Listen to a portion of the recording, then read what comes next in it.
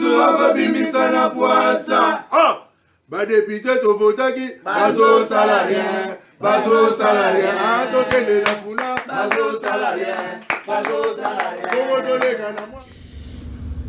Le 20 septembre 2021, tu sois Paul Nzamba Salingolu, tu kutana lelo, tu sois Paul Nabana, tu zona Nzambe, pourquoi yem tu appelles ça biso souffle de vie gratuitement ngai na bino. Ce qui était mon boulot. Week-end ezaki mulai, ba te belé, bo kindai ba fête lobby, mais fête moko na kindai samedi, bande kwa catholique boli misangai. Niveau na mona ba maser bazo bina. Wera salaire il faut tchandamba ba maser catholique ndambo. Bafungola tani no wana Zenith bien que ba pimela ko visa ba biso zelana no mais au moins ba maser ba kata kama bina ba maser très bien nzambe vraiment zo lokumu ba kobina wanga nzambe tikala nga nzambe nazali ko interpeller conscience général Sylvano Kasongo ba policier butina na so de mouton ya des bonhommes bato ba bano kufa wana inutilement yebisa ba policier et si kana ba vana likolo so de moto de bonhomme ezape mabeza ba risque pour na bango mikolo leki bomona ki mutuka wana uta so na bilo ni ya kozika na so de moto ya habitat mais si ça arrivait que non écoute ki bango ba policier wana ba telemi ba zela ba moteur okanga likolo so de moto c'est anormal tous en mboka moto le développement il faut qu'on interpelle dans ba secteur union il y a la police peut et loko wana nazo ko interpelle na ba mission union pour bomona lobby to lobby kuna DCC de silifre et ressources en ba policier. De préférence pour moi, bavanda na débit à ceux de moutons, ceux qui moutons moni bango. Moyen matelikola ceux de moutons aux alati. Que bavanda na likola ceux de moutons wana bazela baba no bunda na mouton moto, jou mona na moni pena mwana na kata moto mwana bambani na se bawela. Non. Mpona ngai ba moto ko matana ceux de moutons mais l'européen moteur il faut que non ba tellement na débit à ceux de moutons donc quand né moutazo ya montala moni mbila zawana. Alors devine calmement qui va faire la place ça va causer beaucoup de problèmes. N'a évité pour vendre pour bokanga ba moto pour foutre ba mande après je ne sais pas mais quand même ça mala minute. Lobi to kina be église belé to soit Paul na beta bilo. To kina be église belé. Église mo la kina ki lobi. Et ça ngai passe na motema. Basengi mabonza.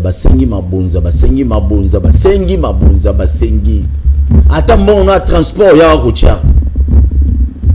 Il passe pasteur il faut botika ko nyoko la peuple congolais biso nyonso to population nyonso to mo memanga to na mo peuple bible c'est pas mauvais mais na bimi libana boy pasteur azana jeep nae na bato bazo kengela moi sina azana jeep nae ya cher bana ya pasteur na jeep ya cher le moment église wana salata ato felinata ya muketi ba pasteur Yaoundé Bomoni, va passer bazo même mboko, va faciliter les politiciens et belé na Congo pour que non peuple continue à souffrir. Preuve, ma confession religieuse. Bazo torturer le peuple congolais tilelo pour n'avoir na bango moko. Vous croyez que nous sommes cas d'Imaza wana bango nyonso wana ba lexega ofele ba oliate. Peut-être ba olia na lobby peut-être. Tani na ozela na virage. Magistrat mona lobby na lobby peut-être ba olia.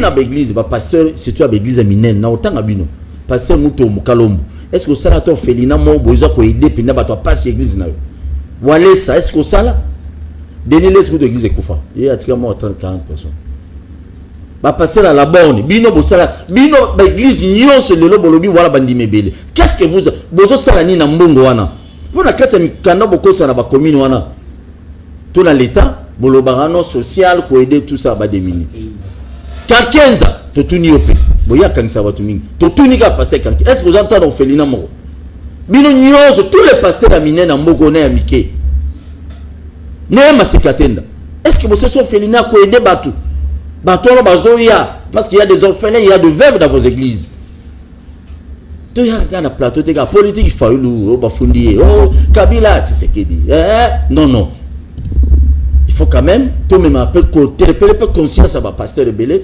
Je ne suis pas un païen, n'a pas chrétien, église Songolo Pakala, je ne citerai pas ici. Même mon église, j'ai cette idée, tu as passé à la borne, Yanjil. Est-ce que c'est ça on fait l'ina? Le pont on mène sur même sur 100 et quelques mille dollars pour soumis église. Est-ce que ma maman veut, bateau va souffrir en église? Il y a des gens qui viennent dans nos églises, dans vos églises. Bien, pasteur, des fois, tu es là, on est à côté. Des fois, ça a souffrance, mon boy. Qu'est-ce que vous faites pour eux? Ça va passer. On a bien qui n'a pas poto, bien. Maman n'a pas veuve. J'étais salé ma mère, Rose Doké. J'étais bien maman. Maman n'a pas un mot bosso, ba sengi ba bilo ba sena l'église. Alors on a ça pas tatiki. Kai maman. Mais on dit ça va passer. Ba on ginda. Yo ça veuve ba ça le reloroté. Ah maman. Vous savez, ce sont des choses qu'il faut comprendre. Elle m'a comprendre. Molimo raté. Allez le passer là, ils seront allés que Dieu te bénisse. Ngala linga musala nzamba ya la plateau ngata yebisa nzamba pambolote nzamba ya pambola to so. Yaka na mbongo. Ça va passer. Très bien. Week-end l'équipe boulou qui pèse à Kinshasa sur le plan politique. Il semblerait cortège à Jean-Marc Kabound batobola qui va piner à mutuka ya maman Marthe selon ba information na zui et pas ya moko ya ba cadre. Il y a UDPS Claude Senga na PC source pour que non ba ko betsa maté atobola qui va bi semblerait que Jean-Marc Kabound atobola ba pina ba to bongo ba bi na Paul kuna tangazo leka Monica osu ya mbutazini na kei ba toboli pena ba pine ya Jeep, il y a suite, il y a maman Marthe Ozali, maman ya tata mokonzi mboka. Na biso donc Jean-Marc Kabound semblerait atindaki ba toboli ba pine, eza pina malamu mingi te Jean-Marc soki ko sala kango ko sala mosute. Soki ezali ya solo ki yo mutu tindaki ba tobola. Po il semblerait encore que na butu wana tango yindi ba yo ayo yeba mutu wana zeki ya maman Marthe nde ba tini mbongo mango $1000 pour une somme ba pine. Quand même c'est pas bien. Faut te dénoncer bilo aboui lelo pour critiquer ba to Kabila, to critiquer généralement boya to bola kimi tuka voiture moi ya présidence ba pine côté ya Monji bakuna to lobela ki mabe non c'était mais na yo bino ba to bozo l'accès biso que non vous êtes modèle et ça quand même à la montée et puis mutuka ya maman Marthe papa ce que n'est plus tout le monde en balamo maman na biso to bola pine jeep na éviter c'est quoi le problème bokonzi yo ha so di bokonzi kumbela mo bien zo biloko wana biloko zo ute pas to so Paul n'a habité pour l'accès bino image et ambassadeur on a biso azalaki accrédité na Sud Soudan ndeko wana azonga Kinshasa kende Beni je crois Beni aki ko kufela kuna bo l'accès to c'est une peu audio ya famille biologique ne bazo senga gouvernement congolais batina mbongo basa pas tous les moyens bazongi c'est parce que zara na Kinshasa babi bemango umeli bo yoka ambassadeur on a biso kufi na Beni yao il faut pas rabattre yao mais zabiloko anzambe Congo état de droit bateau bako c'est chef de l'état mingi président de la République lelo tozo lobela masolo lisolo ya liboso tozo wana régie na présenté bino invité lelo na makamoto lobela lelo ko za désynchrona ina famille politique na couleur politique na Derek soki possibilité za tshela biso elema wana elema ya bandeko na biso ya basoda bakendaki na SA République bakine ko bunda pona oluka biso to sala kimia to la pongi ko la bébé na bandako me bango ba bunda basi na bango ba kufane lango bango mona bandako bana bango rentrée scolaire papa zo kenete ka maman mto na bicole bo tshela biso elema na bota musani FADC na biso sala na est et bon tozonga. En territoire de Beni, une accalmie régnait ce jeudi 16 septembre 2021 dans le village de Mutendero, Kilaou, où les forces négatives ont procédé au massacre de 6 civils innocents et à l'incendie de plusieurs maisons la veille. Informé de ces atrocités de Mutendero, le gouverneur militaire du Nord Kivu, le lieutenant-général Constant Ndima, a dépêché les membres de son cabinet installés à Beniville et les commandants secteur Sokola 1 dans cette partie de la chefferie de Bachou. Objectif, palper du doigt la réalité sur le terrain et chercher des solutions idoines à cette problématique de l'insécurité grandissante dans cette région de Isale. La première étape de cette descente des émissaires du gouverneur les a conduits dans le groupement Isale-Vuovi où ils ont échangé avec les chefs de la chefferie de Bachou, le Mohamed Abdul Kalemire III. De là, c'était la seconde étape qui les a amenés à Mutendero dans le groupement Isale-Boulambo où les actes ignobles ont été commis par des hors-la-loi la nuit du mercredi 15 au jeudi 16 septembre. Sur place, les constats étaient amers. Mutendero ressemblait à un village désert. L'ennemi qui a commis le massacre venait d'être pourchassé par les éléments FARDC qui le poursuivaient jusque dans sa cachette. Toutefois, la panique a poussé les habitants de ce village et des environs à se déplacer vers Butembo pour les uns ainsi que Boulambo et ailleurs pour les autres. Le porte-parole du gouverneur, le général de brigade Sylvain Ekenge, rassure que les dispositions sont prises pour restaurer la sécurité dans la zone. Le commandant secteur est ici, il est avec nous, il est avec le commandant de l'axe sud. Ils sont en train de prendre toutes les dispositions pour que cette chefferie retrouve la paix d'antan, pour que cette chefferie puisse vivre dans la paix, puisque, comme vous le savez, les habitants de la chefferie des Bachou ne vivent que de l'agriculture. Et s'il y a l'insécurité, ils n'auront pas accès à leurs champs et ça va poser problème. Donc toutes les dispositions ont été prises et ce sont les instructions de l'autorité provinciale, du gouverneur militaire du Nord Kivu. Donc toutes les dispositions doivent être prises pour que la population d'ici retrouve la paix. Signalons que jusqu'il y a peu, la partie Issalé dans les Bachou était encore stable.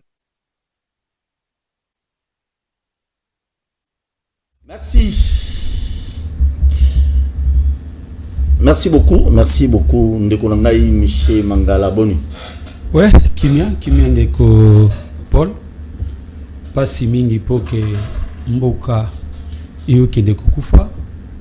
Liberté d'expression, les lois à sous-souté. Autre qui état des droits, ça n'existe pas. Social et peuple, n'en parlons même pas. Donc, la démocratie est mise en mal.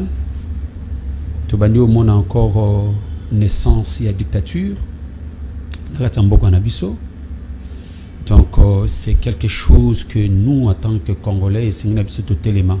Tout élément pour faire échec. Nabatone sur l'invasion, c'est encore une fois depuis cette dictature. Merci. Tant que l'année de l'élément, on a quand même, il faut reconnaître, bien que vous avez la Mouka, vous avez porté pas. Na Congolais, effectivement. Oui, tant que on a effort, il y a bande de Konabis, FRD, ça vous fait comment? Tu sais, dans le village, je ne cesserai pas. Je ne cesserai pas à dire que tous allez na force armée, tous allez na voyant homme, ou que ça la face sur la réalité qui se passe à l'est de la République. Mais on cherche à rendre faible bah voyant homme nabiso. On cherche à réduire capacité, il y a frappe. To capacité, il y a déploiement, il y a la force armée nabiso sur le terrain. Pourquoi nous sommes en train de dire ça? D'accord, Paul. Nous n'avons pas le ficelle, l'arme appropriée pour faire échec na ba ADF, na bateau ba alimenter ba désordre à l'est de la République. On n'a pas mis les moyens pour que nos militaires, les voyants hommes, se retrouvent, résistent et se mettent à l'œuvre pour chasser l'ennemi. Pas plus que hier. Vous avez suivi. Ndenge bandeko nabiso, ba soldat nabiso ba kolela. Bazangi biloko ya kolia. Mais bandeko nabiso na est na on est cause à l'intox, mon cher. Non, c'est pas l'intox, ça passait même dans les réseaux sociaux, vous avez suivi. Vous avez suivi, Ndeko. Non, il faut dire des choses en face. Il faut dire les choses en face. Parce que ce Otali, nasa koyoka bandeko na biso IDPS, bandeko mususu pe oyambaka awa, bakolu bakeno, diplomatie, chef de l'État, tout ça, ainsi de suite. Je me pose la question. On parle de la diplomatie. Quelle est diplomatie? C'est cette question que nous devons nous poser. En retour, la République gagne quoi? Des voyages que M. Félix Antoine Tshisekedi est en train de faire, et ça a coûté la République. On vous dira qu'il a déjà totalisé une affaire de 100 voyages, mais aujourd'hui, il est dit que tout 100 voyages. Mais attendez, j'arrive. Mais vous savez que ça coûte... Bolanda qui n'a pas zone na confrère Nabino, il y a RFI qui écoutait une affaire à 250 millions. Mais la diplomatie agissante au bas côté les abisso au monde yangote. Vous savez Ndeko Paul. Si réellement M. Félix Antoine Tshisekedi travaillait pour la diplomatie, bayebi yango malamu ke mboka na biso par la volonté des Américains, par la volonté d'autres pays, France, Belgique, Allemagne, tout ce monde-là, bachabiso na embargo ya bacha ya armes.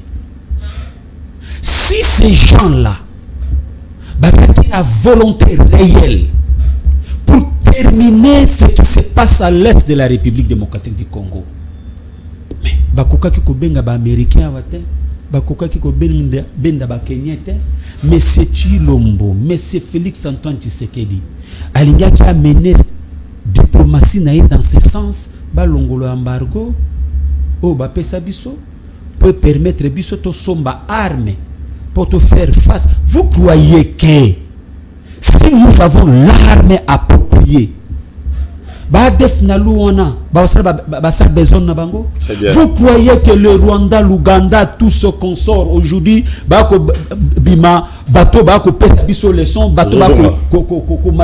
ils feront ce qu'ils sont en train de faire là? Donc, c'est pour dire quoi? Makambo Ozo s'est passé à l'est de la République. Nous, peuple congolais, nous devons ouvrir l'œil. Merci. Pour faire échec na bateau accompagner bateau balingi ke baboto la souveraineté. Merci. Plutôt bata la balkanisation à l'est de la République. Merci beaucoup, Michel Mangala. Merci Deko. Très bien. Merci. Tu aussi na s'abonner puis merci à la chaîne sur YouTube, Bakima Balobi TV. Merci na s'abonner. Yo s'abonner déjà. Kala. Faou le na s'abonner. Merci. Na musito. Très bien. Na bosana ko pesa bino information mususu bolanda élément wana ya ba confrère na biso ya Biwan kungu wa kumwanza esika bakunda ki na ferme naye esali ke ba membre parti politique naye ndo so tsheli biso vidéo wana tani na lo ba bosala bien esali ke ba membre parti politique naye s'occuper bangonde batu bakendo yiba ebembe na libulu wana esika bakunda ki c'est mieux que totika bango tela bango na son bayoka commentaire bande wana biso Biwan et bon to zonga. Excellent week-end à nous tous, mesdames et messieurs. C'est par la ville de Lubumbashi que nous débutons ce journal de la mi-journée où les militants de l'Union nationale des fédéralistes du Congo sont montés au créneau pour dénoncer la profanation de la tombe de Kyungu wa Kumwanza dans sa ferme de Kiambi, située à plus ou moins 40 km du chef-lieu de la province du Haut-Katanga. Alerté par cette situation, le chef de l'État qui séjourne dans ce coin du pays s'est rendu sur les lieux afin de constater les dégâts et d'initier des enquêtes pour dénicher les auteurs de ces actes. Plus de détails dans nos prochaines éditions. Merci Ndegolandie. Kore Kyungu Kumwanza quand même. Tout le monde sait que ça va y bien go, ba tout mususu ba militant naie, il y a parti politique na ba musu ba loba ba bi place ba kunda kiwana c'est pas digne pour ba kundele wana ba yibi ko si sikondi na ba yibi sika ko ya Kyungu Kumwanza zali. Betabilo. Mais d'accord, Nalandi commentaire, il y a confrère Nayo, mais c'est comme si ce sont les militants qui ont dénoncé disparition, profanation, il y a tombe, il y a patriarche Kyungu wa Kumwanza. Ce sont des choses que nous ne pouvons pas accepter. Des choses horribles. Malgré, on peut tout dire de Kyungu wa Kumwanza, mais néanmoins, Nekopol, Bissoba africain, tous en a respect à Bibembe. Tous en a respect à Bibembe. Mais selon commentaire, Toyoki, ce sont les militants, il y a parti naïen de baké qu'on découvrir, va dénoncer. Qui a fait ça? Nani oyo asali makambu ya boye. Toyokaki d'ailleurs, au tukoloba awa que ba militant ba sepela kité ndenge bakendaki kokundaye na ferme ainsi de suite, j'en passe. Mais le gouvernement provincial devait s'en charger. Il y a sécurisation, il y a Tombouana. Il y a Katanga. Mais bien sûr, ici, Bakunda, Dada Kyungu. C'est la responsabilité du gouvernement provincial. Il devait nous expliquer Zoto ya papa Chungu waku Mwanza et où. Très bien. Batia yango wapi. Parce que qu'on veuille ou pas, Chungu ce n'est pas n'importe qui. Il fit quelqu'un dans notre pays. Ce n'est pas n'importe qui dans notre pays. Malgré sa disparition, n'est-ce pas? Malgré Bayer Naye Yakala, mais il reste un homme politique. Oyo a marqué histoire Yamboka, même dans le bien, même dans le mal. Très bien, merci beaucoup. Néanmoins, on devait prendre toutes les dispositions pour sécuriser Tom Naye. Tomoni na Tom, il y a Papa Nabiso Etienne Tshisekedi. Il y a des militaires là-bas. Tomoni na Tombe, il y a Mausolée plutôt. Mausolée. Il y a Laurent Désiré Kabila. Il y a des militaires là-bas. Mais pourquoi pas sécuriser Tombe? Il y a Oazali Baoba, même il y a IDPS. Parmi les 13 parlementaires. Le 13 parlementaires. C'est une négligence. C'est un sabotage. Merci beaucoup. Tozalina Bolanda, pour la photo bien. Bolanda, voice à membre de la famille Naye, Azali ambassadeur Oyabiso, en fonction accrédité na Sud-Soudan, na Kombo Ilume Tembele René, Oyo Akoufi na Beni. Il vient de nous quitter à Bounia plutôt, à Bounia le 21. Le 21 août. Ça va. Yewana, Boka, voice et Andeko Naye. Paul Toussoua, bonsoir, grand frère. Natindelo déjà image à excellence ambassadeur. Volume on est dérangé. Namboka Bounia, Azalaki ambassadeur plénipotentiel, crédité en République du Soudan du Sud. Azaki a fonction. Sikoyo ayaki mission de service na Bunya, ayaki mission de service na Bunya, et puis assis saki déjà tant ici, azo préparé aya na kin, a piqué crise, et puis ba maki na hôpital, et puis akufaki na hôpital général la Bunya. Alors tu sais quoi encore Isaka dans hôpital général la Bunya, ça fait déjà le 21, ça fait déjà un mois depuis le 21 août, mais sali déjà tout a lancé déjà SOS, c'est pas l'autorité, surtout dans le ministère na bango titel ministère et affaires étrangères. Depuis un jour à Koufaki, le premier ministre était au courant parce que le premier ministre était là sur place à Bunya, le vice-ministre des affaires étrangères était là à Bunya, mais jusque là suite moko favorable aux hommes karaté. Tout le monde qui a de konanga Paul Toussoua, tout le monde qui a ambassadeur italien à Koufaki na Goma, mais tout le monde qui gouvernement etindi vol mbala moko tina Goma et puis bazui corps baki nango na Italie. Mais pourquoi pas oya biso? Alors biso famille tozo mon un peu négligence trop côté gouvernement, côté ministère des affaires étrangères, ça vraiment négligence. Mon consumer neneti akufi bazali ko quand même pas ko yana corps na Kinshasa parce que na Bunya famille salité et puis a des grandes familles zali na Kinshasa. Bon, tout lancé SOS, mais suite favorable les alités bazo ramener biso corps na biso corps te na niveau Kinshasa poto kundango. Alors réseau ça vraiment souci makasi. Donc ce ko lobela likambo yo au panzango. Donc bango moko. Très bien, merci beaucoup. Quand même, ça fait honte que voilà une polémique. Il faut toujours être réaliste pour nous conduire bozo landa biso. Et on a zolo baké chaque ministre sectoriel. Salam salana yo obachilo comme ministre. Ambassadeur à Koufi Kakawa na Bunyao. Ça fait un mois et Bembezara na Bunya, ils na Sud-Soudan te. Et ça n'a pas passé na mawa.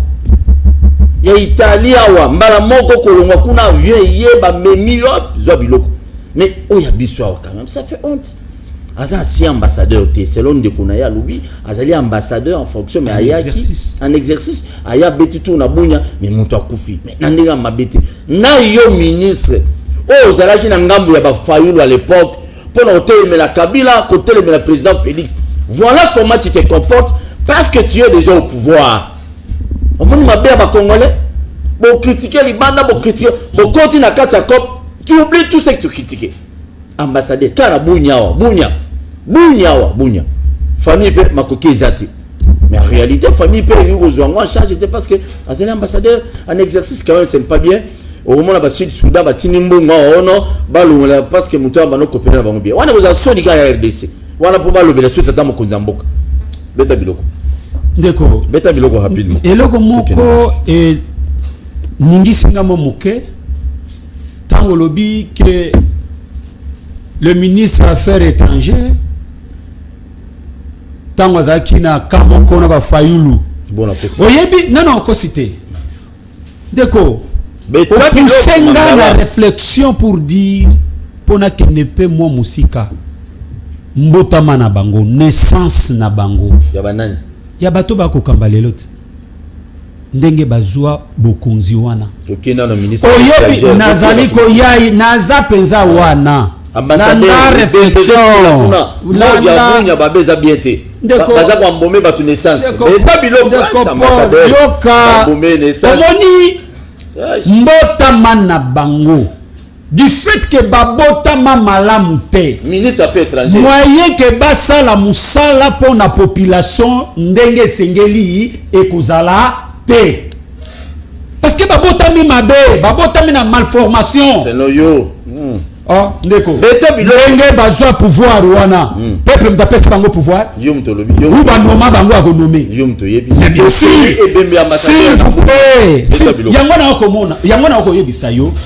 tala makambo ya liwa ya ambassadeur un officiel n'est-ce pas René qui est censé d'être sécurisé par les institutions de la République.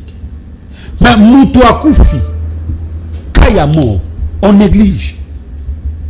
Mais si qu'on sait qu'il n'a été ya mobeso, ba osalaboy.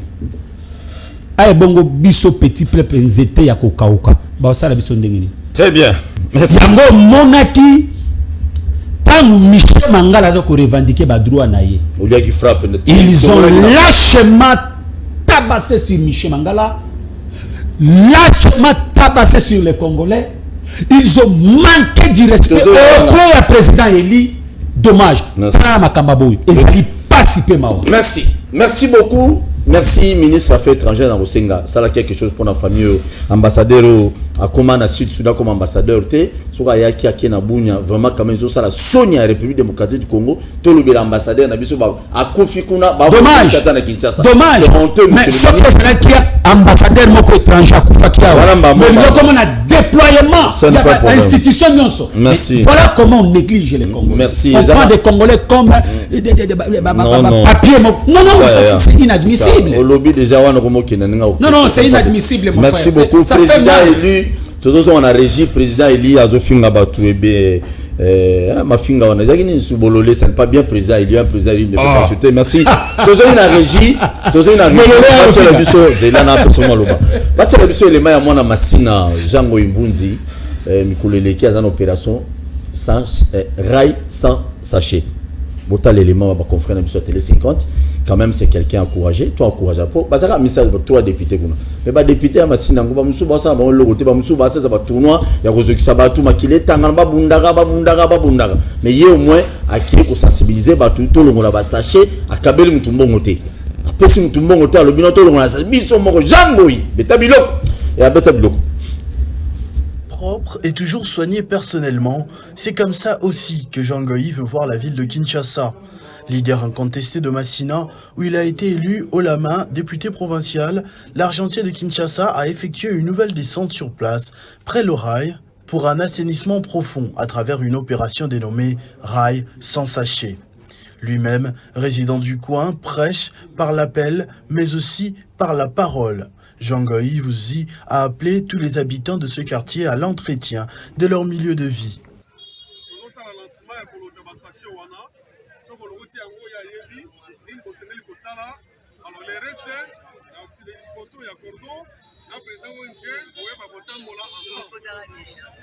Pour sensibiliser la population, pour sensibiliser pour que machine à la biso va cause la propre.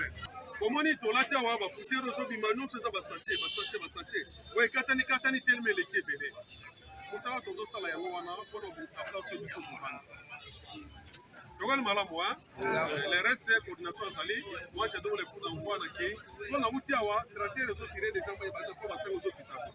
Alors, tu es pour lancer l'opération, et ça les camons, pour le moment, tu as fait cette horaire, pour évaluer le bon ça là, pour nous rendre les milliers de bisous propres.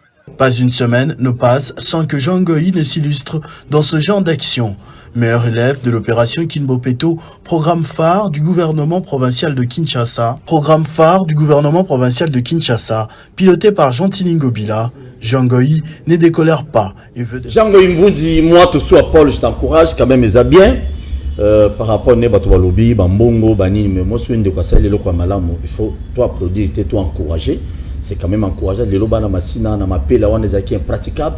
Yé mobilisation à outil cabinet na yaki ça la sensibilisation na mégaphone kuna bolongo la ba sachet quand même c'est encourageant. Bien que Mangala, ce sont des choses quand même encouragées. Avant ton compte na CG. Ndeko, ce sont des choses à encourager, mais asukaka wana te bana makala.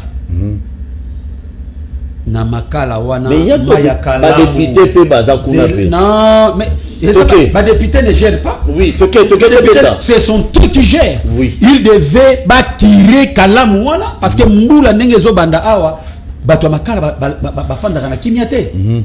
Pourquoi bazo ça la sélection? N'est-ce pas? C'est que nous refusons, il faut éviter la sélection wana parce que mingi ça les marakaka pour na obédience électorale. Na kimeka ya ko nanga na bongisa yango tango bato a quartier nanga bakomona na bongisa ba ya ko voter nga. C'est histoire que nous ne voulons pas. Merci. Donc continue à sujet du jour. Sujet du jour, élection en 2023 ou 2025. Selon ma salon ya ba politicien ebelé, élection zali en 2025. Ma coquille des fois ezalité, tozo kende na négociation d'ici là, ding tozo monnaie là. Je n'affirme pas, s'il vous plaît. Monsieur magistrat, je n'affirme pas. Apparemment, toujours qu'il y a des négociations politiques et banda kalati. Il faut oyaya, parce que négociation politique, négociation belé tout le monde ba mani 1, ba mani 2, ba mani combien, ba malumal baza ba organiser tout ça. Nyon soana, est-ce que le peuple se retrouve? Les lots ceux qui balobi ba des dialogues. Pour nous ça dans le sens que non batu nyon se ba kota na bateau ya noa pour que est-ce que les négociations pour glisser 2025 et que vous allez pour l'intérêt du peuple tout soit pour le peuple s'il vous plaît vous avez besoin de WhatsApp vous là tout bête dans bilo mangala lo ba mingi maintenant kata pour na ko ça va faire est-ce que celui qui a une négociation ce qui est l'élection c'est en 2025 et que vous allez crédible mais tout les belé comme tout na wana ceux qui glissent mais ça il y a 2 ans et que vous allez pour l'intérêt à nani parce que n'a tout soit pour l'intérêt pour l'intérêt du peuple. Pour ce glissement, ça les mi porte, bakabola. Oh, il appelle ça kotanae, le moment où on a barokabola, ba ministère, bakabola, ba entreprise à l'État, ba piller, il faut dénoncer, ba okangamate. Des fois, pourquoi? Parce que na ba négociation, on ne peut pas les arrêter. Et puis par là, na grand boule pour le moment, Kamel est pas bimi prison. Et si Kamel a bimi, c'est qu'on a une négociation. Moutouna moussous. Mes chers compatriotes, na glissement à 2025, mais tout n'est belé. Ceux qui caméra abimiti, na ceux qui ba solo li ba vandi, caméra abimi prison. Mutuna ce que zaboui. Donc musala o ba juge, na ba magistrat, o ba sala juste pendant combien de jours, ba vandi ba na tongo ti butu et que na romai. Caméra zone simonte. Mais tout n'est belé. Pour le loyo, faut la fingi ba policier bololé. Au moment où on a glissement, pour faire le parti, mais c'est normal. Alors, on peut sa politicien maloba. On a tout négam, mais tout n'est belé. Bozo mi tout n'est belé. Le solo Congo Airways dans le Belango lobby pour ba vieux yewana to on dirait toujours loué yango. Mais si on y est que ba député nationaux, na ba konzebele ba ke ba vandi ne loro ya loué ya location. Toza wapi na robeta ngolobi nazo bakisa belema tako na robeta soit biloko mangala 2025 élection ou 2023 mwana mboka bolanda qui communiqué à la moka point de presse ya soit disant président oyo Non, faut pas dire soi-disant. Ezaka mituna na tuna. Na rolo ba soi-disant za mutuna, olodimi puzeli. Toko sunga mboka te ceux qui tozali na ba à peu près. Ah OK. Il faut tout éviter ba à peu près. Toke communiquer la muka. Bolanda ki na kati ya communiquer à la muka. Après avoir répression au peuple congolais qui n'a qui kozwa na régime ya monsieur Chilombo na la police à monsieur Chilombo bolanda qui communiquait à la muka. Nous disons la muka dit clair et net non na glissement, non na fraude électorale. Avant toute chose, il faut la dépolitisation Yassini. Conception Oyo Bino Nabandeko ya IDPS. Biso banan. Mais yo chukoloba wa te dialogue. Yango na kolingana pesa na partir dialogue. Eza mituna s'il vous plaît monsieur. Oh, papa politicien aussi me touché. Na lobi na sali na tuni mituna ebele. Est-ce que format au Kendeli élection 2023-2025 nakoya la limbo la bana ya mboka parce que na binote lokuta lokola IDPS vanda na lokuta balingi koko encore davantage ba congolais biso to lobby que il faut trouver consensus autour de la loi portant organisation et fonctionnement ya CENI. Batu bakoko benga ngo dialogue. Batu bakoko benga ngo na kombo soki nini parce que oh biso to ko sala ngana yo toza ko dialoguer. Mais la conception bande ko na biso IDPS azo pesa ya partage équitable, équilibré du pouvoir que biso bande ko ya lamuka to ko luka dialogue wana ezali lokuta monene. Bisoto sengi ba discussion autour de la loi portant organisation et fonctionnement ya CENI. Et c'est clair et net. Ba discussion wana et koko zobiso ne fils que une semaine pour que tous se mettre d'accord parce que la loi ezali loi d'intérêt commun. Ezali loi moko et elle ko toucher souveraineté ya peuple. Okay. Alors, un groupe de gens bakoki ko boutiquer via république pour na ba intérêt mesquin na bango pour na conservation ya pouvoir. Nous disons non. Il faut se mettre d'accord en amont parce que vous savez la tricherie, on planifie déjà la tricherie hein? On planifie la tricherie dans des textes yango zomo na loi wana et amplifier encore politisation ya CENI. On a amplifié la tricherie d'abord en nommant ba juge ya cour constitutionnel dont on avait marché contre la constitution. On a encore marché contre la constitution en modifiant la majorité dans la même législative des majorités. Or la majorité se constate où? La majorité se constate aux urnes. Ndeko Félix Antoine Tshisekedi akoko yebisa biso majorité za ngona parlement na zwa ngona na urne ou azwa ngona moyenne. Vous le savez, ba confrère Nabino, ba bimisa ki ba secret awa, ba o ba comment na parlement. Que non, ba pesa ki bango ba 15,000, ba zozela ba TX, lelo e komi ba jipo e komo na ngosogi nini wana. Ça se voit là. Donc la majorité ne se constitue pas de cette façon. Député Belé Bazuzi. Et Belé mais comment on a sendé na bisike Belé voter en. Neko, maintenant dernier rempart et anini. Dernier rempart parce que il faut que monsieur Félix Antoine Tshisekedi a préparé boulevard pour que aye ba kozala rééli d'une manière au bango ba ko bongisa pour ba confisquer souveraineté ya peuple. Dernier rempart et ali CENI. Alors pour y arriver, il faut que ma voix na kati ya CENI wana. Nous avons de l'expérience. Nous avons dit que non. laissez les confessions religieuses entre eux pour choisir un individu à diriger la CENI, ça sera pratiquement impossible. Nous, au sein de la Mouka, nous avons dit, Toti Kaba confession religieuse, chaque confession religieuse, chaque confession religieuse atinda moto moko nakati ya bureau ya CENI wana ba composer présidence wana ya CENI pour éviter la tricherie. Ndekoti lo balingite bango bazaka kana même voix oyo pour moi en 2006 na 2011 na 2018 il y a confiscation logique, il y a confiscation, il y a souveraineté, il y a peuple.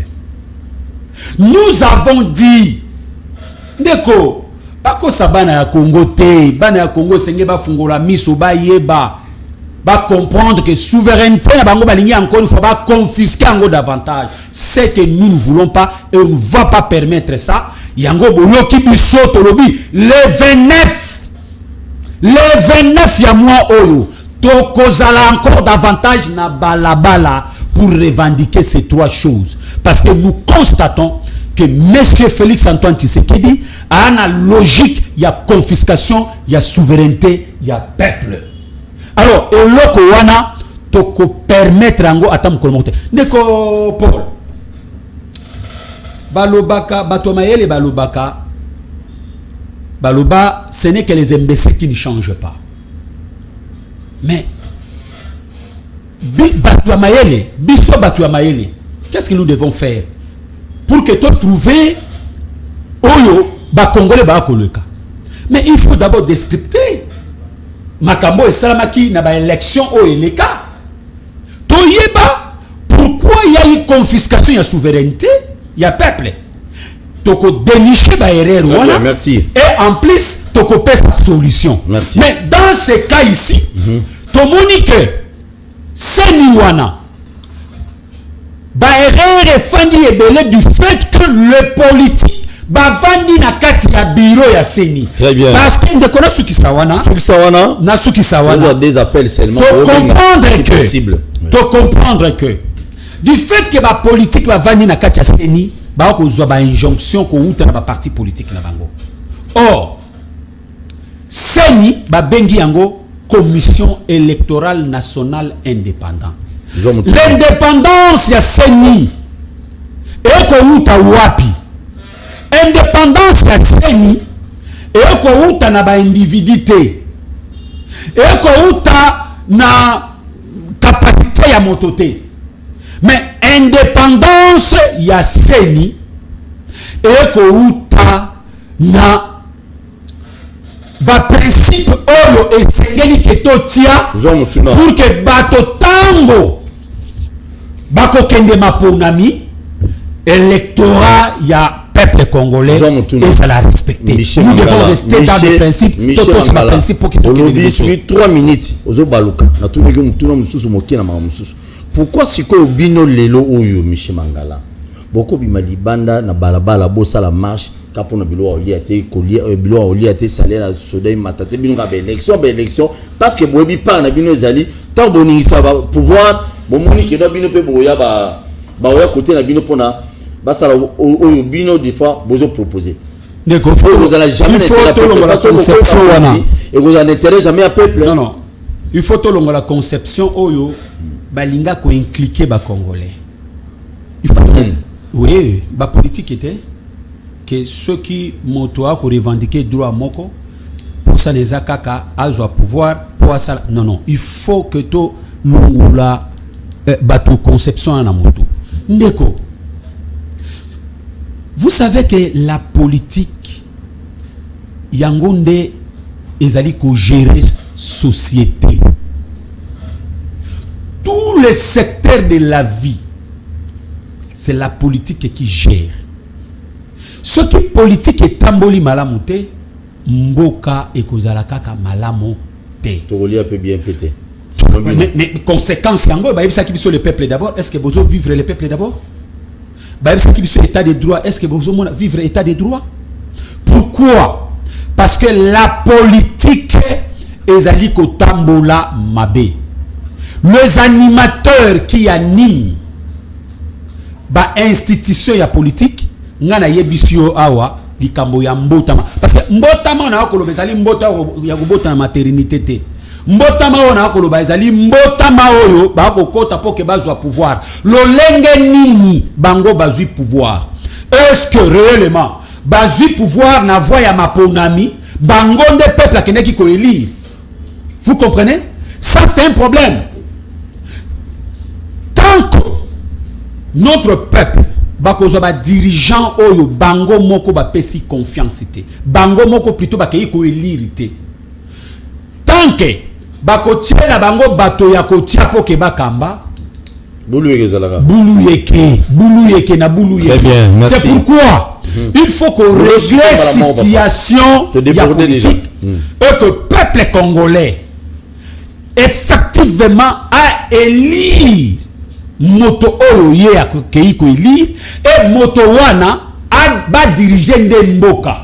Et à ce moment-là, non, de tout ça la confusion. Bitumba au fayou la ako bunda bitumba po na yete, na ako bunda bitumba po na ba congolais, pepo na mboka. Ndeko oko lubele nga makambo ya bolole. Est-ce que bolole ya mafinga? Bolole. Ezani. Ya mafinga. Ezanzembo. Ndeko. Na yo moko oko lubana. Kenego tuna Fali Ipupa moto ayemba Marie-Jeanne Bolole oyebiza bonat isala succès yao soki ezalaki mafinga est-ce que commission a censure alingaki alexander mbona Bolole ali moto yo ayokaka te matoi mangongi bako pekisa likambo ako yokate ako sala même likambo ako pekisa ako zongela kaka même likambo ako pekisa ako zongela même likambo fungami tozo ba on a eu un petit souci bon moni on déjà binu on a bandako téléphone fungami Michel Mangala azali wana poko tuna mituna na binu mutuna ya liboso ongala mituna ki na otuna ba politique nyonso ya Congo Michel Mangala na plateau mutu ya lamuka mutu ya elo musu comme on elo goni oh ya muzito wana nouvelle là et bon eloko t'es bon plateforme comme on so que ça qui fait dans le eloko comme nam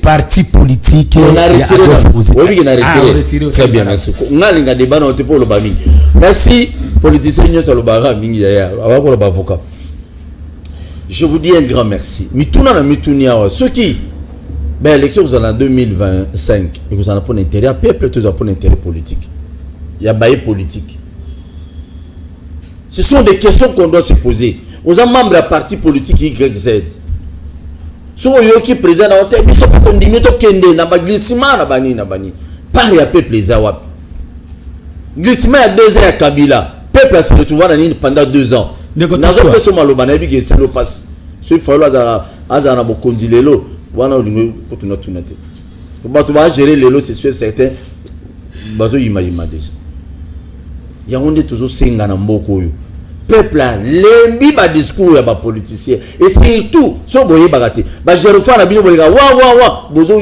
vimbi sa mitema ba congolais sans le savoir il est temps que politiciens congolais nyonso boza na conscience wana que non na osala politique non pour na bana ngai to comme la carrière minière na famille biologique na ngebele to na famille politique na ngebele ba cabinet na ngai ba membre ya cabinet ba comme ba carrière minière belé na Lualaba na Chikapa na Mbujima ekutu elo mususu yango na ba terezo ya kaka minute sili Mbujima e diameza la mingi kasa Chikapa diama pesa la mingi mais nazo comprendre te ba politicien tout oyo malambo ga Lualaba na maki ndeko nanga mo balobi Lualaba wana ba réseau zo comme ko na Mbujima ekalate mabulu ya ba o ya ba nini zabi logo ngolo bani ya mise sili ndeko tolobi 16h juste bilo beto tolobi na 2023 glissement ekozala besoin minoritaire vous devez accepter ndeko tu as minoritaire le peuple le peuple gagne toujours. En 2023, il y aura des élections. Le peuple a qu'à choisir moto oyo Namboni. Deko. Yo lingo ba ke République démocratique du Congo mbonga ete. Babimbo nous qui na Covid. Et qui wapi? Na Covid. Est-ce que mbonga Covid biso tozo bimisango biso utalibanda? C'est babi mbongo nous qui na Covid. Mbongo ya Covid. Mbongo ya Covid. Awa bakangi docteur Muyembe. Bakanga ki pe ba libérer. Eten Longombo. Eten Longombo. Eten. Bakangi po ani. Pona mama mbonga Covid. Pona mama mbonga Covid te. Mbonga Covid yo go utalibanda. Il faut pas justifier. Ba justifier dépense de ba sali ba dépense. Donc c'est pour dire que na 2023 si il y a un programme monsieur Félix Antoine Tshisekedi le président de la République ne parvient pas à organiser des élections, chef de l'État Okoye Bisaye, monsieur Félix Tshisekedi dégage. Obisoki. Nous disons parce que nous sommes dans l'état dans les temps pour que va organiser ba élection. Oyo biso toko senga eza sujet ya blocage était parce que tokoki ko discuter tout autour il y a loi portant organisation et fonctionnement ya CENI na une semaine ya pamba et de mettre en place tout de mettre en place CENI et on prépare les élections. Merci beaucoup. Mais pourquoi on refuse que tout discuter tout autour il y a loi ezali technique, tactique, il y a M. Félix Antoine Tshisekedi pour faire passer le temps. Tokota maintenant, na temps, délai maintenant et les cas. Tokoma maintenant na impossibilité, il y a qu'organiser l'élection pour qu'il y ait dialogue. Nous, on ne va pas dialoguer autour, il y a partage, équilibré, tout ça du pouvoir. Non. Nous voulons discuter tout autour, il y a Mobeko. Se mettre d'accord sur les principes et tout kende maintenant. Allô, bonjour, bonjour. Oui, quitte la volume, quitte la volume. Oui, na bengi à partir de Lubumbashi. Oui, ndeko. Ndeko na zo la émission. Merci. Ye Martin Fayulu, celui qui a na combat vérité désir. Mais là, à commis, ba marche ne wana bit na ngo ezali nini sozo yebate. Singi ba policier bazali ba bololé. Oui. C'est que y pas za bololé. Ce qui y a du pouvoir lelo. Y a za ba policier musu ya kotala na bango. Oui, de ba policier bololé. Très bien. Y a za en politique, ça passé 5 ans à koleka, mais police kotika la koleka c'est ezali institution ya l'état. Hein? Y a un moyen de pouvoir exact parce que azali bien encadré. Bon. Oui, c'est nini wana. Ake na village natal na ye ala accepter yango atunga koko na ebololé. Ba policier sénégalais ne va pas bololé, ba policier congolais té. Très bien. Merci beaucoup Ndeko, parce que monter malheureusement. Comment nani? Merci Ndeko Abengiso depuis province ya Katanga na Lubumbashi grâce à TNT. Tous appelés na Bluesat. Bon, on a biso na 4 quoi la République démocratique du Congo. Et ça l'a bien beau s'abonner pe massivement na chaîne sur YouTube Bakino Balobi TV. Très bien. OK, alors bololé on est troublé ba toi. Non. Si les lots. Ndeko toujours bino bozaba panzi sango. Zela non, on a besoin comment. Sengeli bosunga pe. Monsieur. Yo comment comme ça dans papier te ba baxo rama modificateur comment. Allô bonjour. Allô bonjour. Obengi wapi comme na Ndeko? Bonjour, na lobby hein? Oui, obengi wapi na kombo nani? Obengi bino na komi na matete. Kombo nani? Na komi na matete. Le nom? Monsieur Joël. Papa Joël tozoka. Na lobby boye mutu ana bengi kuna zo finga Fayulu. Est-ce que makamba policier ko ba saleza malamu na mboko? Pona nini kabila zo permettre marche yeba marche otika tala na façon ba osala ni mwana ba image wana. La police wana même devant biso ba peuple ba onzo biso lo kwa ba nyama. Ye mutu ana zo benga kuna zo ba busoba. Merci. Merci papa.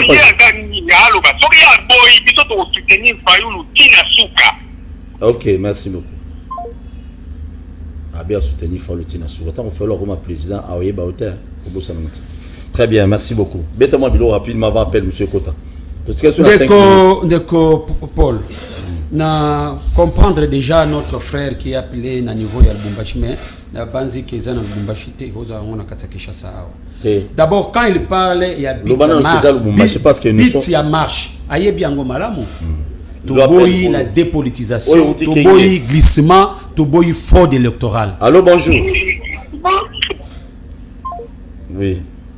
Toboyi glissement, fraude électorale, pétolingi, to dépolitiser, seniwana et comme potable pour que tokende ba élection. C'est pourquoi j'étais en train de vous dire que to sunga notre peuple. Allô? To sunga notre peuple. To sunga population na biso. Bololé ezali injurité. Ezali mafingate. Moto oyo abotoli saki ya mama ya bato abandaki kokende kosomba mwa mapa na ye poke akende koteka obotoli saki wana poke ozwa misolo otikite bapekisi yo otikite okei kobotola ba telefone ya bato bapekisi yo otikite okei kobotola biloko ya bato wana moto wana bakobenga ye nani elingala babenga na moyibi bakobenga ye nani moyibi ezali mafinga mais bolole ali moto oyo ayokaka te tosunga bandeko soki ayebisi yo soki bolole ezalaki mafinga mbe chanson ya fali balekisa yango te obengi wapi tomonani ndeko allo obengi wapi tomonani Kombolanga Jonathan abengi na yolo kita volume ya TV na s'il vous plaît to sola bien s'il vous plaît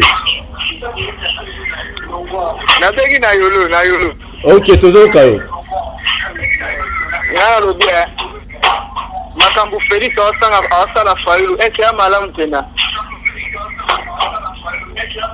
wana bena za mutu na yi basambela l'église moko azomete bagazi awasa bien fait basambela l'église moko so fayulu amatika ya marché il fait un peu l'eau merci beaucoup le 29 merci le 29 tozana balabala le 29 va autoriser bango total ni bango ba osala et puis goleka nango bien sans problème merci et monsieur Kominasuka de Lobabu Kaboni Zelan ndeko insister mingi na bando ya mbaiti to côté allô bonjour allô oui papa bengi yap komona na na na gisensu bana banga moyo to pesi mino mboti kama na Blaise Blaise beta bilet magamu Felix asala fa ile za yango te donc Felix papa na yebuta banga fa ile me yazo banga ete poni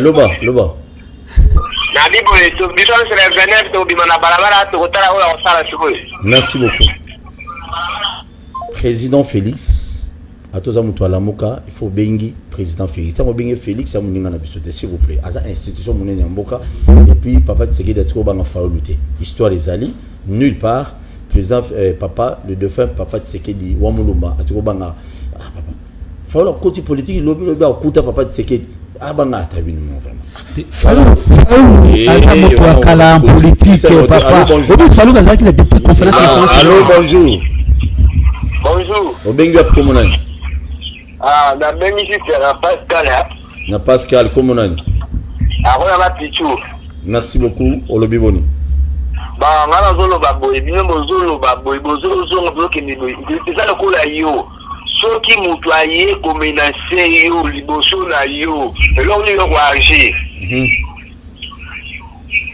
loba tozoka yo donc fallu donc amoli eda ina sinde na nzoto ya mama ya afinga ki ba onse donc na fimo pe ba nibi surtout la position ya Pascal ya na ba konzina ba vrai nibi bon na ba bidon na lokuta ba biso to ça transport moto to zo nyo comme zo souffrir ba poser ba bololé plus même ba vrai nibi très bien merci beaucoup les avis na obeti le bien que o dénoncer que ba policier Pascal tracasser les armes à casse et ça le roi bien et le roi demande général Sylvano Kasongo na vice premier ministre intérieur monsieur le vice premier ministre intérieur na Pascal wana bato balelaka ti lelo na se a wana kota la soin frère. Ces policiers c'est pas comme des petits dieux bakanga batu légalement surtout bana moto ba defama panandako ba yebi ke ba okende kuna ba okanga mikanga kanga po ba futa banyongo mais embouteillage là na sa wana na se ya passerelle wana ya kobimanzela mokali et il s'en fout de ça mais kokanga batu légalement wana n'en parlons même pas ba bureau de au moins bureau de salité au moins oh pédane bureau d'été na Pascal ça se fait ba bureau dans le couteau la Pascal na éviter ce poignet. Ce sont des choses que tu roloba kokota ma mbesi ta ba kondite ta ba fingana so ba commune église kuna ba yamana président Félix a yamande gone faolo shalom frère so boyibiti politique na moyi to mona politique ba mangalo ba ko sabiso na butu ba zana ba jama kabu na ba kabuya ba lia ba mela na moyi ba ko zo bilo papa mot de la fête et monsieur Deko na précieux merci na invitation au Monigar sur 4 appels.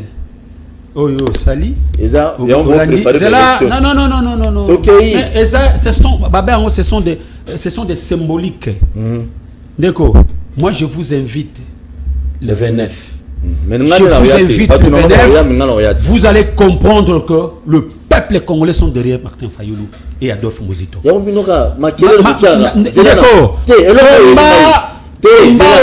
Toko Bunda Michel combat pour le peuple. Michel Kosangai a Kosabatu Michel yango bino ba marche mo za kana Kinshasa non izela na zoya otokima mutuna bondeni kana Kinshasa kana vo banara na changu po boyebi ke kuna bande ngona biso gaba ndo basake bele ne na yoka ki la fois passer ba police musu balobi c'est ça ba stratégie bo bana kalugate bo bana commune Kinshasa bo bana barumute Deko marche 30 secondes. Oui, marche et Samaki sur l'étendue de la République démocratique du Congo. Namboujuma ezalaki? Omoni document. Document va commune à Kinshasa. Mais bien sûr, ezali évaluation. Il y a marche et Sami sur l'étendue de la République démocratique du Congo. Nazakoya, Nakatia Kinshasa. La marche était sur l'étendue de la ville de Kinshasa. La marche et Sengaki qui est banda de partout. Mais il faut le faire banana Tchango. Mais non, écoutez. Vous savez. Papa, monsieur Sili, vous savez, nous avons. Mais tant que il faut appeler ça et annoncer. Pas appeler ça et annoncer. Ça rapidement. Les alliés, demande Yabana ya Tchango. Le président, nous devons marcher ensemble avec toi. Mais non, ce qui est et d'ailleurs, vous allez voir, marche, il y a le 29. Hein? Et cause de partout. Il y a un marche à bana ya Congo. Bato bakwana mituka, ba vandi saba mituka na bango na ndako. Parce que mukoloana. Non, compensate. Toko revendiquer droit oyo ezali légitime parce que mboka ezali kokufa. Merci. Bato ba vanda na bandako. Moto komuniki ya kovanda na ndako te abimi ata na balabala avandi asolo la masolo ya mboka. Biso tout ça la marche moko non violent. Merci. Tout ça la marche pacifique. Donc wana ezali identité ebani na kati ya la moka. Merci beaucoup. Merci na batunyo so bolandi biso, je vous dis un grand merci. Tokutani tout à l'heure à 16h. Na ba invité mususu o tokondongo na peso na plateau toujours pour na lokabola mu ya Congo lobby. Ya ona yebisa Martin Faulu lelo a ozolo ravete des jeunes. Kobo sanati ke population bananzala. Kobo sanati ke salaire la police za buluki. Kobo sanati ke enseignant ana ba problème belé. Ndeko Félix Alobaki, les changements c'est Fayoulou. Et le changement va venir. Merci beaucoup, merci. Président Félix Alobaki sous Kamere, c'est un vrai collaborateur parmi les vrais. Napesi merci.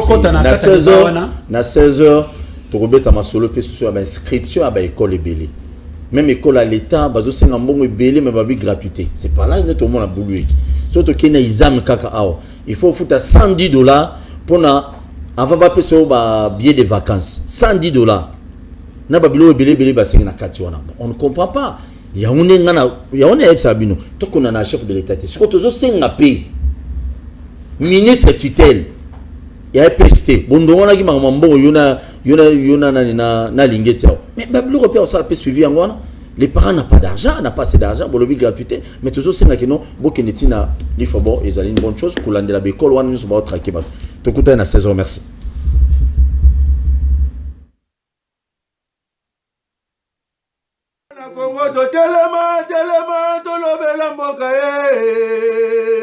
Pole tosuwa kobimisa na poasa. Badepite tovotaki bazo salarien. Bazo salarien. Tokele la funa bazo salarien.